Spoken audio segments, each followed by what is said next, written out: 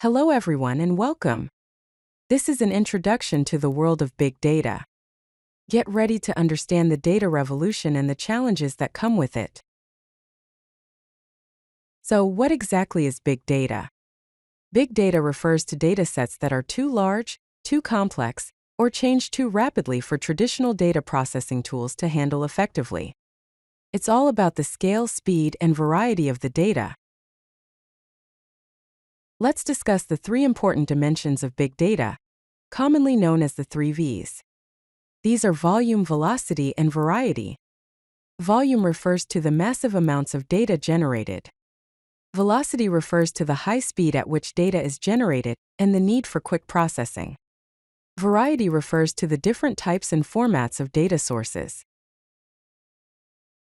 Let us take a closer look at volume. Each day, approximately 2.5 quintillion bytes of data are created. 90% of the world's data has been created in the last 2 years alone. Also, humans generate about 463 exabytes of data daily. Therefore, it is truly a massive scale of data that we are dealing with. Now let's explore velocity. Social media platforms, for example, see around 500 million tweets per day, requiring real-time data streaming. Financial trading involves decisions made in milliseconds, showcasing high-frequency trading systems. Internet of Things sensors involve continuous streams of data, with 24/7 data collection. All of these are different facets of velocity. Now let's focus on variety. There are essentially 3 types of data: structured, semi-structured, and unstructured. Structured data is highly organized and easily searchable.